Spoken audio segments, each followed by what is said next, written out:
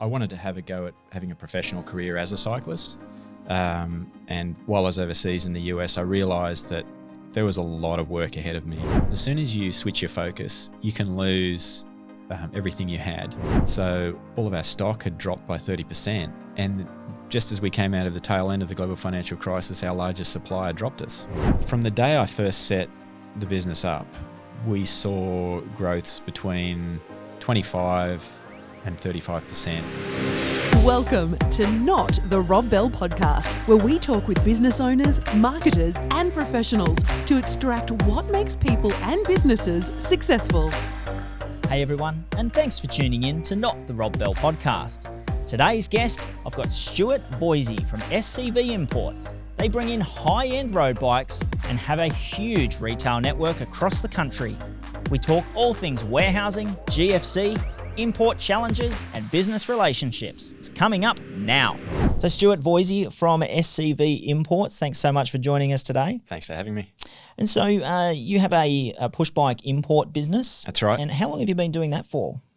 Oh, it's almost coming on 30 years now. 30 years, that's quite a journey. So can you tell us a little bit about how you came to get into that business? So maybe the few years preceding that. Sure. And how you got in there?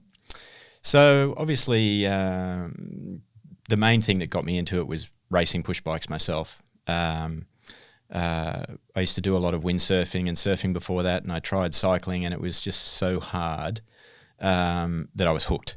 So I started racing. I went to the US, was sponsored by a company called Dean Titanium, and that was the first brand that I imported into Australia. So before I started SCV Imports, I worked for Shimano Australia, who are quite large in the bicycle industry, and I worked for them for 3 years.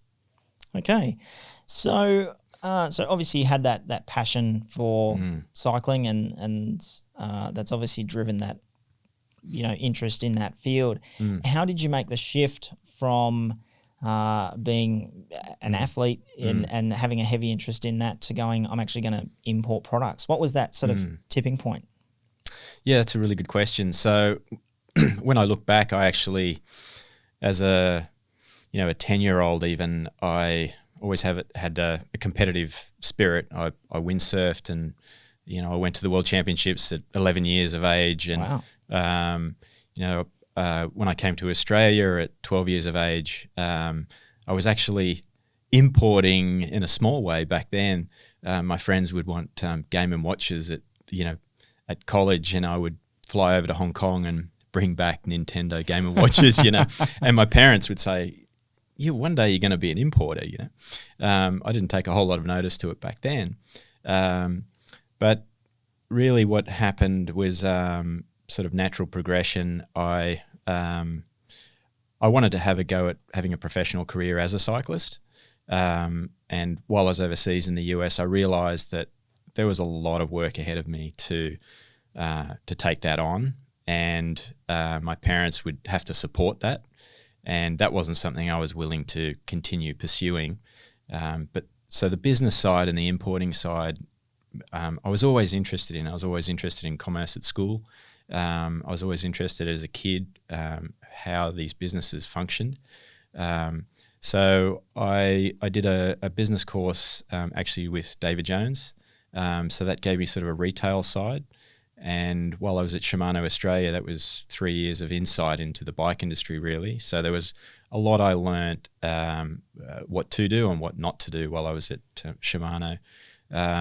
So I realised what the shops needed, and when I started importing Dean Titanium, it helped me to get my foot in the door, basically.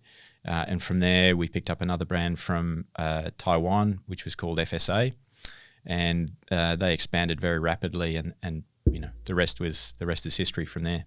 Okay, so and obviously we're talking about like circa 1990, right? And so when we think about starting an import business right now, we think maybe drop shipping, we think internet sales. But in 1990, the internet was actually around, but it was not a household commonplace thing.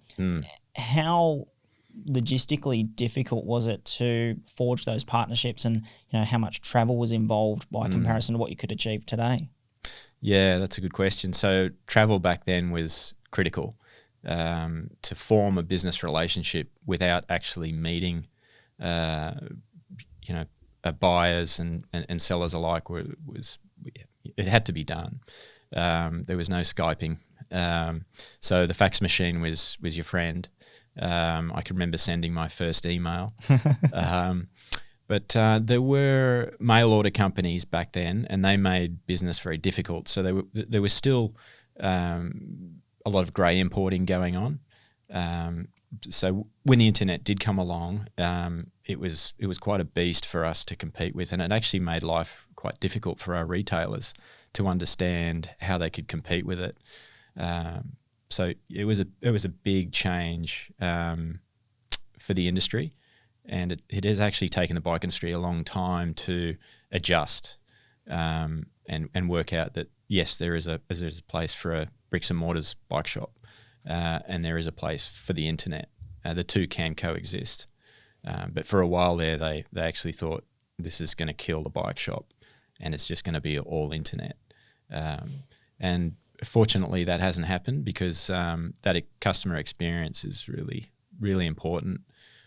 People can't just buy a bike, get it shipped to them, and pull out an Allen key and put their bike together safely. Quite often, they need to walk into a shop And obviously, one thing we haven't mentioned is that you're in that sort of mid to top tier, and so you're looking at people who are doing 50 kilometres a day or more on a bike. Not specifically, but in that this isn't recreational cycling along the beach pathway. This is people who are really taking it seriously. Do you think that's changed the avenue for people buying these? They're not walking into Kmart to buy a bike like what you guys import? That's right. Actually, the bike industry in Australia, it's been really interesting to see it morph. So when I was racing, I was sort of seen as an eccentric guy who did this strange sport of cycling. I didn't play footy, or cricket. So back then, if you were a bike rider, you raced. Whereas in Europe, if you were a bike rider, there was a good chance that you were a mother going down to the shops to buy fruits and vegetables, or you were a father taking your kids out, and a lot of them would have their kids on the back of the bike. They'd be collecting wood, putting it on the back of their bike and bringing it home. It was the bike's a tool in Europe, and then there are guys who race. Whereas in Australia, it's just been race centric. So over time we've learnt that actually you can use bikes for other things. So it's been really good to see that morph. And fortunately, the brands that we've taken on over time, brands like Salsa and Surly, have all been strong in that sector of the market. So that's been really good to see. Just in terms of that sort of consumer grade cycling, and do you think that Australian geography has a role to play in the lack of uptake for, say, commuting to the shops because we have to actually travel so much further? Yeah, definitely. So it's a little bit frustrating for us because you'll hear the common thing is motorists will say, "Oh, I hate cyclists," and that's really strong out there in the community. And I'll often say to people who say that, don't take it out on cyclists because they don't really want to be on the road, with cars. It's dangerous for us. Yeah. Whereas again, if you go to Europe and even the UK, so in London, for argument's sake, it's quite safe to commute there in the heart of London. And they've realised that as soon as you separate people from the traffic and you give them a lane, or even better, that they have their own cycle lanes way off from the roads, a lot more people ride. So a good sign of health in the cycling community is how many women are riding. So in Australia, when you look out on the roads, it might be 1 in 50, whereas in Europe, it's almost 50-50. So, that's really based on safety. And it really comes down to what the councils are willing to do. I think thanks to COVID, we've noticed in Australia that actually people do want to ride their bikes. So that's pushing government to make changes with infrastructure. So we're really looking forward to the long-term effect in that. Yeah, okay. I mean, we certainly are seeing more investment in cycleways and dedicated pathways and that sort of thing, but it can be a bit fragmented. You know, the cycleway suddenly Definitely. ends and it's well, how do you get to the next part? Yes. Yeah. And so certainly when there's children involved and people concerned for their safety, and I even had a colleague who died from a motorbike cycling accident, and it was horrific to hear that sort of thing. And so I think the councils are seeing a bit of a requirement in terms of community expectation to invest harder in those aspects. Do you think as that happens and people are using bikes more regularly, you will see people cross from, say, the entry level consumer hardware into a more up to the challenge piece of kit? Yeah, so we're already seeing that. So Canberra is probably the best example in Australia of commuting. So a lot of cyclists you won't see. A lot of their trails are quite a long way from the road, so they're safe. And a lot of people aren't walking on the same trails as that you may be riding on in Canberra. Sure. That's really what needs to happen in Australia as much as possible. But I think it starts with schools. So, where little Billy used to ride to school, back in the 40s or 50s, that doesn't happen anymore. It's just too dangerous. I wouldn't let my kids ride to school. They're 5 kilometres from school, but it's just not safe. Can that be fixed? Easily. Without a whole lot of trouble and it'd actually free up the roads as well. And the school car park. And the school car park, that's right. And you'd have fitter kids, and it's great. It's good for the environment. And I think that's something that we're really focused on now as well is, reversing this trend of driving everywhere just because you can. And I have a similar issue where the kids may be 5 kilometres from school. It's a 4-minute drive, and we actually do have quite wide bike allowed pathways for the most of that journey. But there's probably a kilometre or two where there's not even a shoulder, and so how do you fill that gap? Do you drop them off at the corner and go past? That's right. And so how can we get more? Do you think COVID will catalyse more community drive to force councils to sort of fix some of those gaps?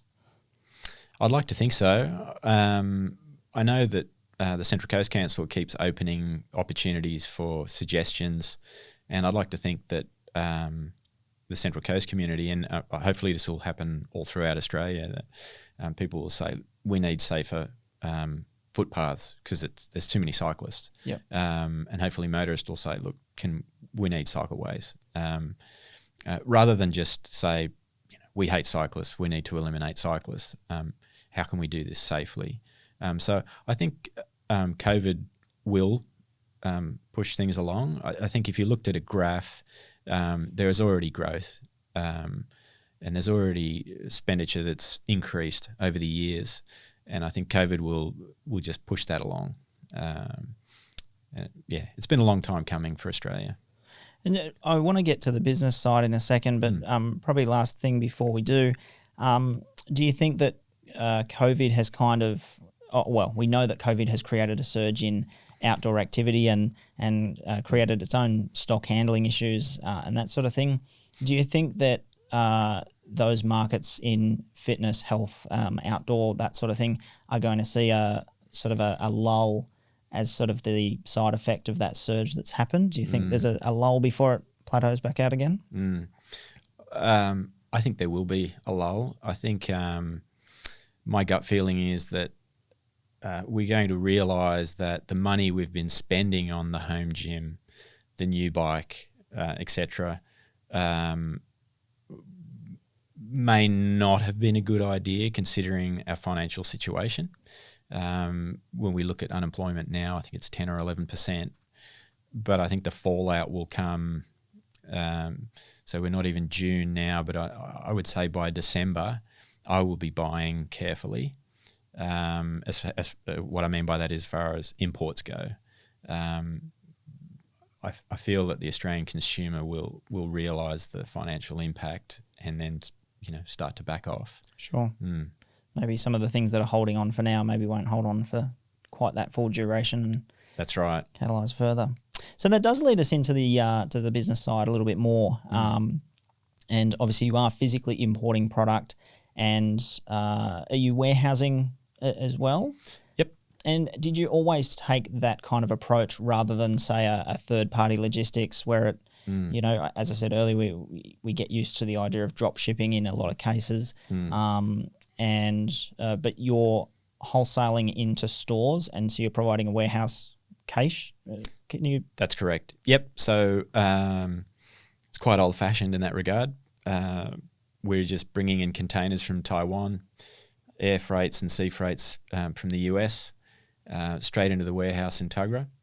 And it's really just a matter of bringing in as much as you can and turning it over as fast as you can. Sure. And making sure that mix is right, so there isn't a whole lot of dead stock. So that can only really be done with the right dealer network in place. And so far, it's working a treat. Doing drop shipping with complete bikes and frames alike only really works at that really high end of the market, where there's a lot more money in the margin. So you can air freight a bike out for the customer who's paying $7,000 plus for the bike. Yep. There are quite a few brands in the market that have taken on drop shipping. So there might be a brand in Germany, for argument's sake. You place your order with them. You're based in Sydney, and within a week, that bike arrives at your home. You're given clear instructions of how to build that bike. That model has only worked for a few brands, and where it tends to fall apart is they don't have anybody in the country necessarily to back up if there's a problem, and that makes people quite nervous. If you're spending, guys will comfortably spend $15,000, $20,000 on a push bike. Sure. So that makes them think twice about, do I really want to purchase from another country if there's a problem? I've never met them, never spoken to them. Yep. When it comes to that part of the market as well, do you think that the drop shipping, obviously there's a small margin for those, a small market for that level of bike based on the cost factor. Does that also then sort of make it less effective for you to try and bring in that type of brand because there's less market demand for that sort of gear? Ask the question again. So when for the guys who are drop shipping these top tier brands, yep, because they're at that very top end of the market, does that by its very definition prohibit you from bringing in, because you can't bring in a dozen bikes or something like that? It's funny, actually. I watch brands like that very closely because a lot of companies read the Australian market the wrong way. There's a lot of volume in a bike and a frame. There's a lot of air in that box. And to ship something from Europe or the US to Australia, it's costly. And then you have our system, our dealer network, our culture. So I'll often watch those guys that do drop ship and wait, because quite often those brands come up and they say, oh, we just need a distribution model. And we've been approached in the past by companies who initially started with what seemed to be a modern and up-and-coming form of selling, which backfired for them. So it works for some products and doesn't work for others. So we have actually had products that we have been selling, and we've believed a direct selling situation would be better. So the manufacturer just sells direct to the public and cuts out retailers and wholesalers alike. But for the most part, it doesn't work. And obviously you're making an investment in that stock with in order to move that on. How has that process evolved over 30 years? Have you become more in tune to what's going to sell, and any bumps in the road that you can share? Yeah, definitely. So one of the most important things for us with bikes, we need to have quite a few shipping windows within a year. So if you're selling a brand where, say for argument's sake, you sell 500,000 units a year, but they only have one shipping window a year, that's a lot of money that you've got to put forward. Yeah. But if the other brand has 4 shipping windows a year and you're going to sell 500,000 units, that's doable. And our economy of scale is nothing like the US or the UK. So we have to be really careful that we don't leave ourselves vulnerable with having too much stock or having to buy too much. So that's a risky business if you don't have very many buy-in windows. Parts and accessories. So there's a company we just started with recently out of Minnesota, a company called Wolftooth. And their turnaround time is about 2 or 3 days. Wow.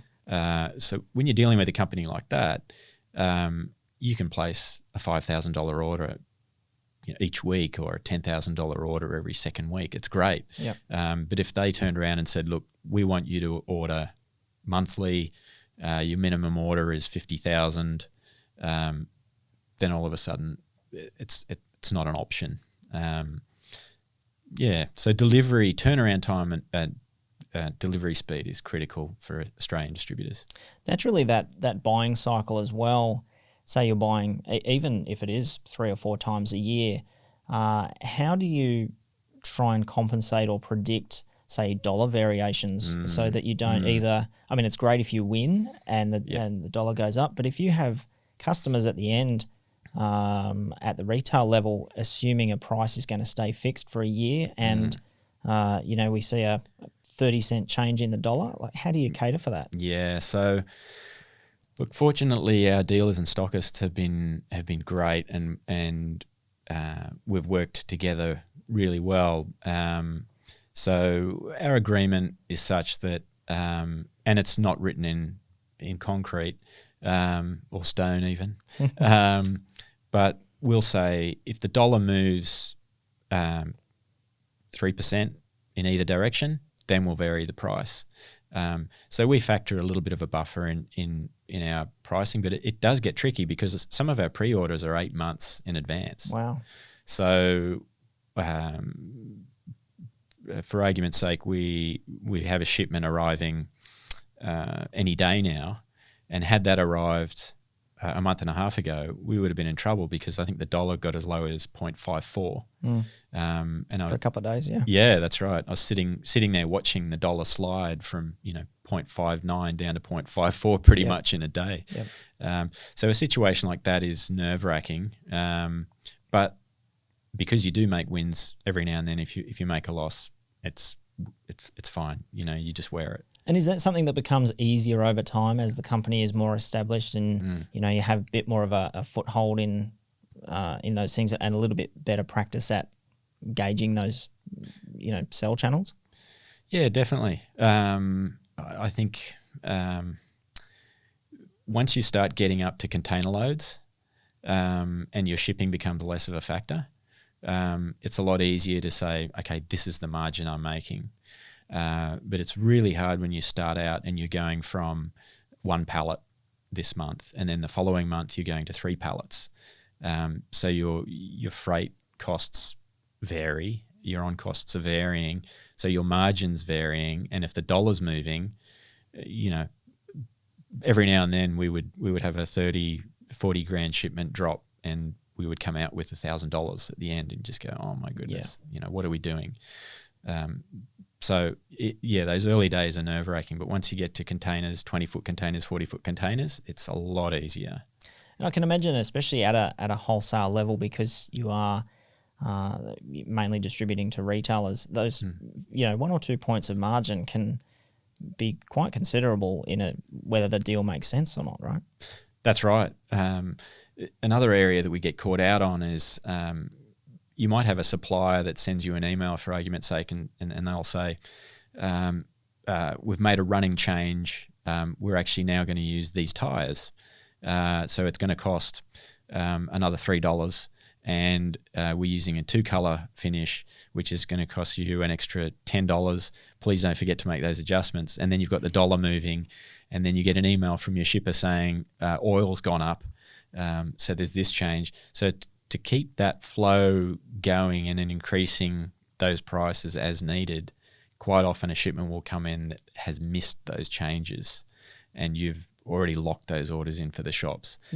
So there are so many variations that go on, but with experience, you get there in the end. Get better at better at juggling more balls in the air. That's right. Do you think that the market that you are playing in, which isn't that sort of race to the bottom retail, do you think that helps create some of that accommodation for variations and dollar fluctuations, because it is a more of a considered purchase than a race down and grab Johnny's bike for $50? Yeah. So depending on the price point within the industry that you're working within, you'll find that one will attract that bargain hunter. So it's almost like once you go under $2,000, the customer will just say, I want the cheapest one I can get. Hopefully I can get the $2,000 bike for $1,500. Yep. And then you've got that top end where it might be some prestigious Italian bike, and the customer is the CEO, and he walks in and he just says, look, there's the 15,000. You guys are doing a great job. Can't wait to ride my bike. Yep. So there's that sort of variation. But what I've noticed has happened since I first started in the industry is everything was the race to the bottom. As soon as the internet came out, everybody was it was the guy that was buying the most, that could afford to have the tightest margin, who survived. And then over time, manufacturers and suppliers realized we can't sustain this. So how do we change this? And that's actually when a lot of manufacturers pulled their ranges off the internet, so that the prices weren't constantly under pressure. I mean, you've got to understand that because the economy of scale is different in each country, everyone's working on different margins. Yep. Everyone's wages are different. So through the global financial crisis in the US, they were trying to sell, a lot of US companies were trying to sell into Australia. So it made Australian retailers look terribly expensive. And that meant that a lot of importers now in the bike industry, we're working on margins that are similar to the US. So we've had to find that extra margin somewhere so we can pay Australian wages and cope with Australian overheads. So I hope that answers the question. Did I go way off in other directions? No. I think that was pretty good. One thing that you did touch on there was the GFC, and Yep. Obviously when you are trying to make market predictions and just like COVID coming along, which fortunately in cycling has seen a boom in sales. What lessons did you take away from something like the GFC, which you've worked through? Yeah, I learned a lot in the global financial crisis. Where do I start? And quickly, no doubt. Yes, very quickly. So from the day I first set the business up, we saw growths between 25 and 35% right up until the global financial crisis. So how many years in was that? That would have been maybe 15? Maybe 10 years in. Okay. So that meant that, maybe more towards 15. Actually, you're probably right, maybe 12 years. So I was running a business that just had continual growth. So it was managing cash flow. So my business partner and I couldn't pay ourselves the wages that we should have been, because all of our money was going into cash flow. Now all of a sudden I was managing a company that overnight the dollar had gone to parity. So all of our stock had dropped by 30%. And then consumers were buying less. And just as we came out of the tail end of the global financial crisis, our largest supplier dropped us. So I had to change my thinking. I had to change the way I managed the business. And really, the biggest change we made was we had 5 sales agents, and we ran that down to 1 sales agent. And we poured quite a lot of money into our infrastructure, so our software, our server. We went from having 5 full-time staff down to 3, and we still haven't changed that. So we're turning over well over double what we were turning over in the global financial crisis, still sitting on the same software, servers, and the staff. And it's we're running 3 staff, full-time, 2 part-time. And we really learnt how to gain efficiencies. So less staff, paid more, better staff, better software, better servers, and it's worked a treat.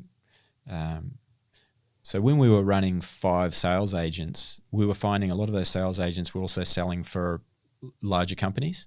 Okay. So we were sort of the back seat. And you can also get. That's exactly. So we had one guy who was absolutely brilliant, and he helped build a lot of business for us. But it is hard for sales agents because the only way they can make ends meet is by having a lot of lines. That makes it very hard to sell. So we realised that shops were ringing us and asking for technical advice and then making the purchase. So as soon as we changed that structure, we were profitable, and we were able to get our pricing more in line with US pricing, which was critical. Going through the global financial crisis, it made, as soon as the dollar went to parity, people realised that if it's $1 in America, it should be $1 in Australia. Yeah. So if you were if you had fat margins and you were trying to rip off the Aussie guy, all of a sudden he'd worked it out and you were done. So, there were distributors in Australia that were charging too much, and overnight, retailers cottoned on, and that made it really difficult for them to do business. Well, on the flip side of that, because that did all occur so rapidly, how do you strike that balance as a distributor where the dollar may have gone to parity and you've suddenly got a warehouse that's worth half of what it was a year prior? So how did we manage to survive that? Or and how do you kind of find that balance between the legitimate cost of that stock versus what it's suddenly worth, even though the bike is still the bike? Yeah, well, see, it's a perfect storm, because not only has your stock devalued, and you can't. In the old days, you would hold your price, and you could still make margin. Look, this is the way it is. We received it at this dollar. This is the situation. This is what you've got to pay. But the internet changed that. So if it's $100 in the US, because the dollar has changed, you've got to make the changes here. So that really hurt. But really, if you're sitting on $1 million worth of stock and you're forecasting forward for another $1 million, then your hope is that that's what's going to pull us out of a hole.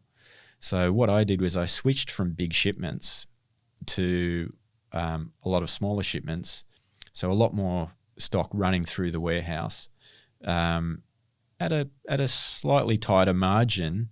But I just tried to get the turnover going, get the cash flow going, and just in case the dollar went from parity and weakened even more. Sure.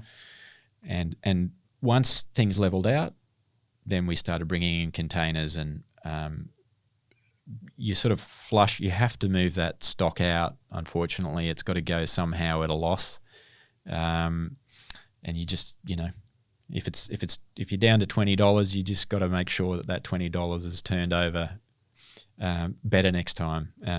You might lose first time around, but hopefully you gain the next purchase.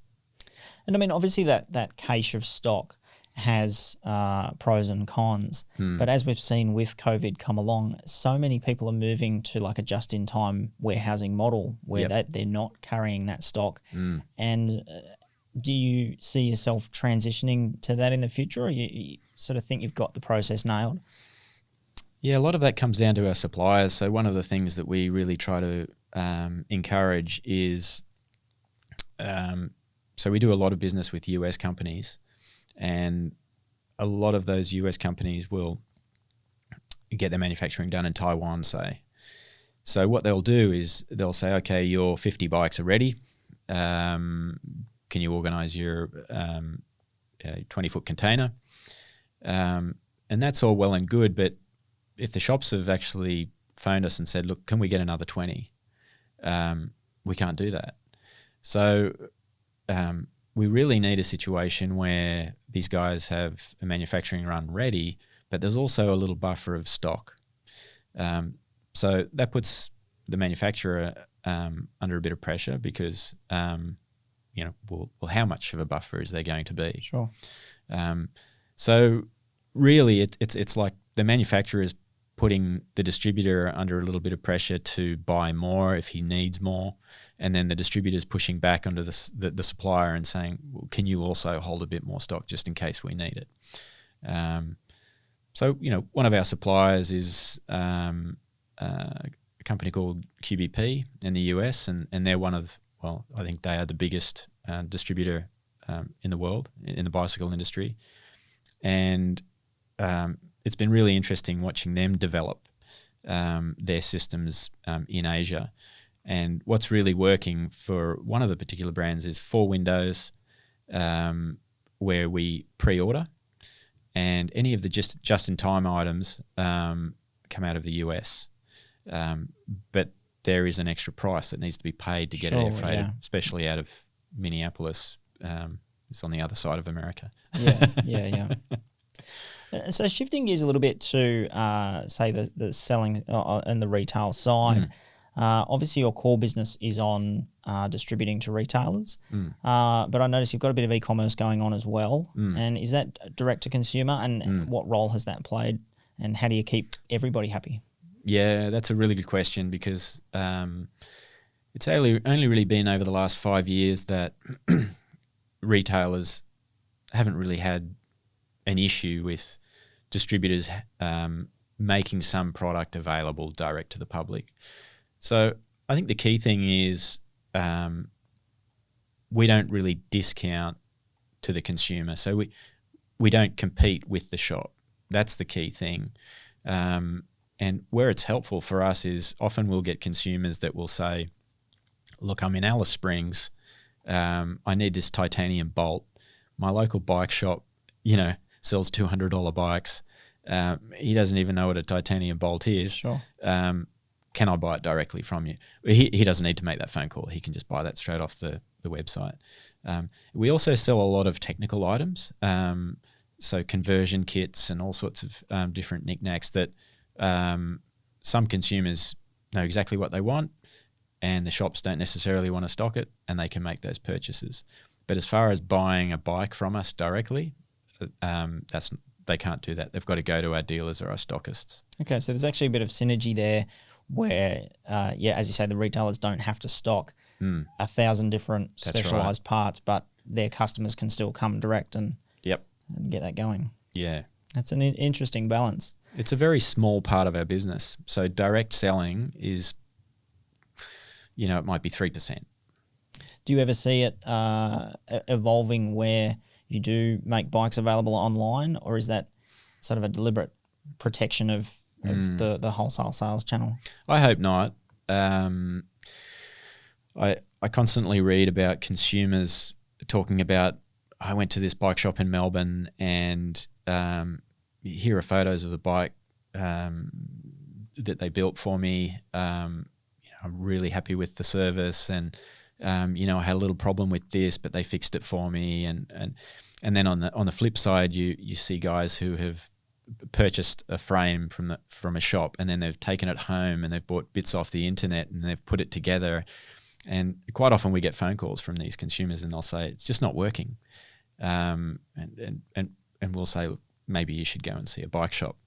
And they hate it. They hate being told to go to a bike shop because their whole intention was to build it themselves because they thought they could do it.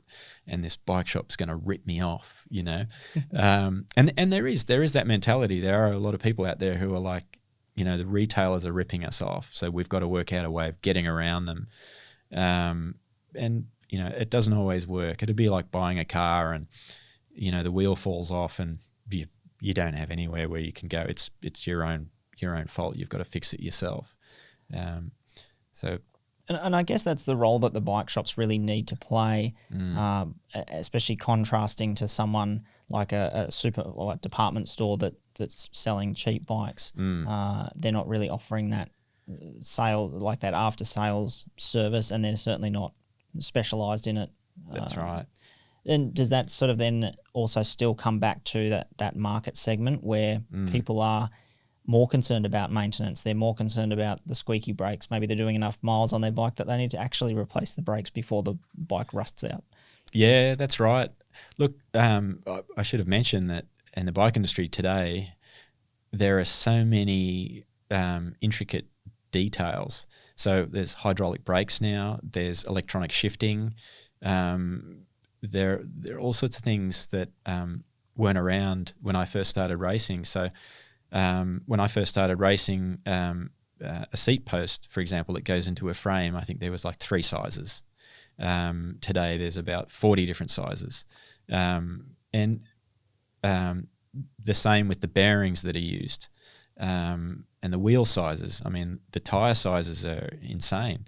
So the guy that's a mechanic in a shop today is worth his weight in gold, especially if he's, you know, in his 30s or 40s and he can remember, you know, all of these extra details.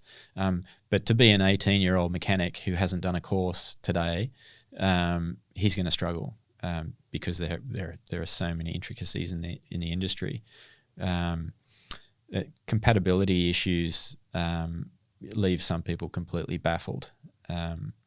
So you'll get the guy that used to have the $200 bike and he'll bring it into a bike shop and he'll say, I just need new gears. And they'll say, that's fine, we can fix that. It's going to cost you $500, you know.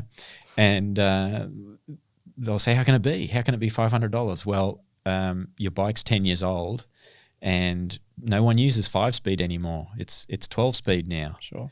And in fact, your frame won't fit the new gearing, so we actually need to spread the frame so the wheel fits in, and we'll need to do this and that. So it's moving at such a rate. It's almost like software.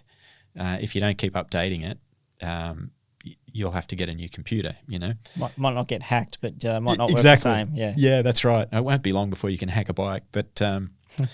So yeah, it's a lot more technical today than it was 20 or 30 years ago.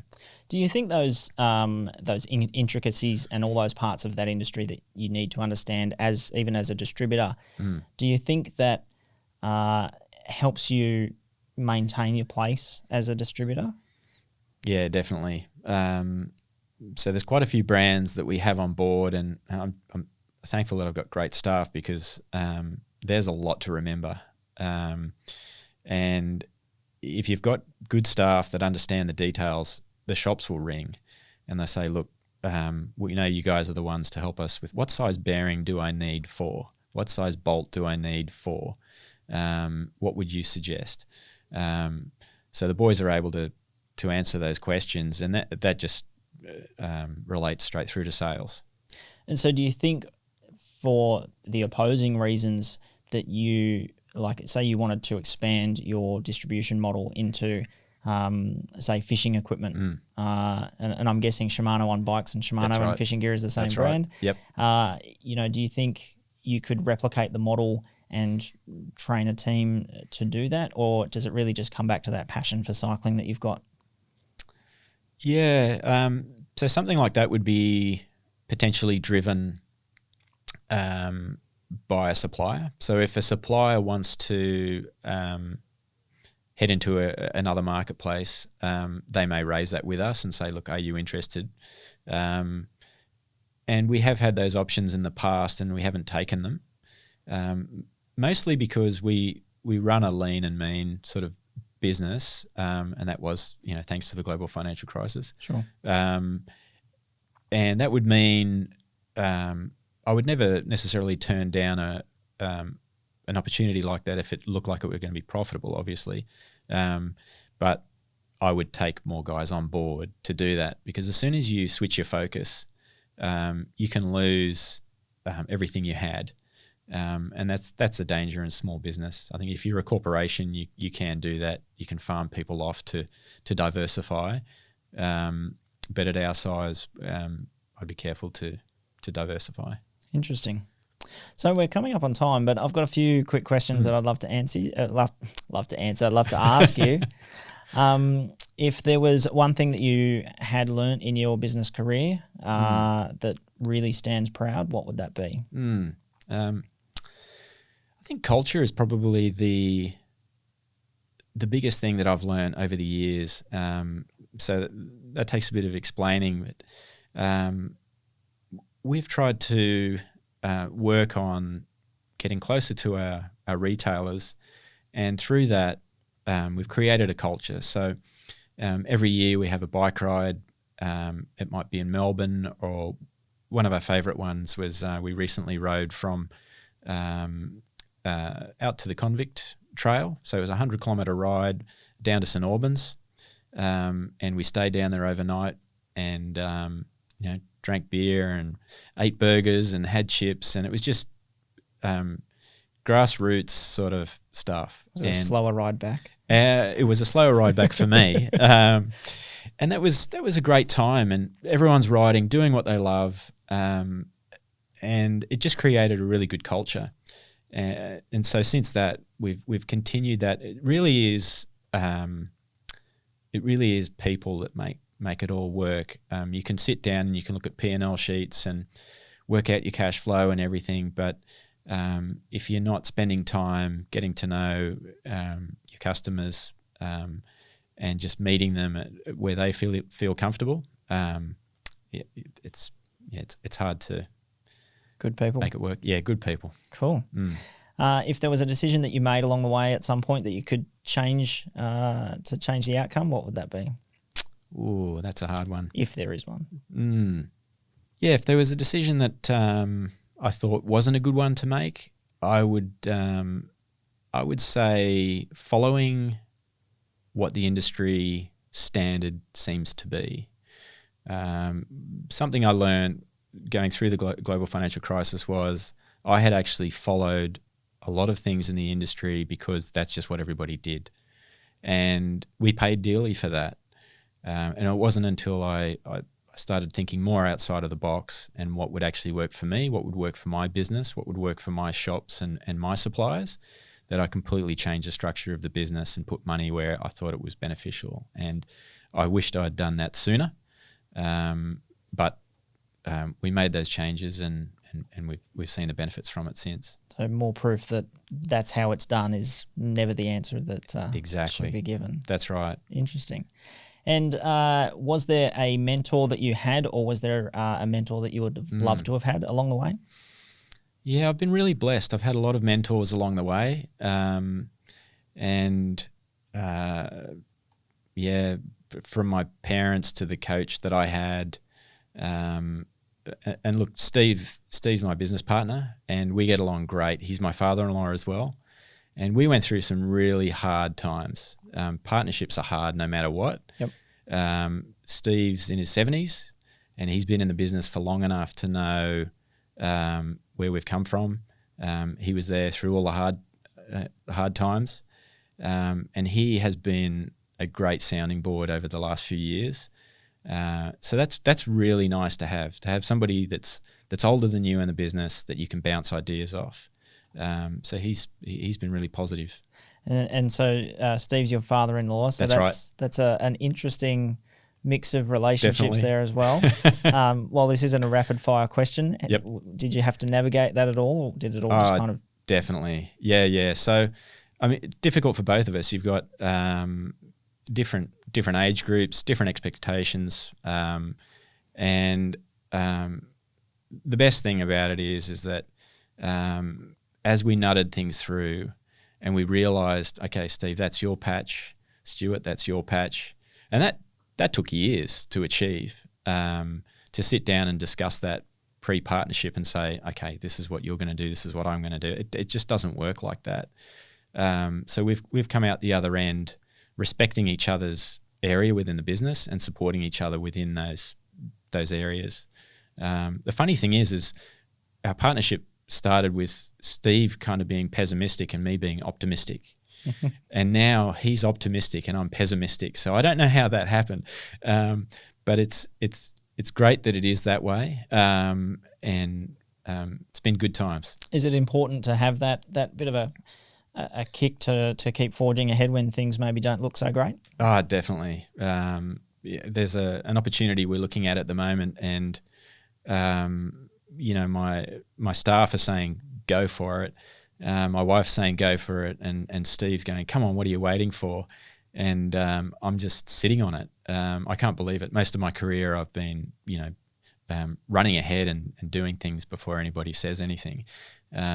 So I think it's just, I've been in it for 30 years and I've got an older head now, and I like to sleep on things, more than one night. I mean, I think if your staff, your wife, and your business partner are all for it, we probably know how that's going to work out. So that's right. Mate, we're out of time, but I've really enjoyed this chat. So, Stuart, Voysey, where can people find out more about your company? We're on the web, scvimports.com.au, and there'll be listings on there to show our dealers. You can contact our dealers, or you can call us there at Tuggerah. Excellent. So they've probably already bought a bike through your business and maybe don't even know it. So Stuart Voysey from SCV Imports, I've really enjoyed this chat. Thanks so much. You bet. Thank you. Thanks, Rob. There you have it. I hope you really enjoyed this episode, and if you did, please like it, share it, or leave us a review on your favourite platform. It helps us show more of this content to people just like you.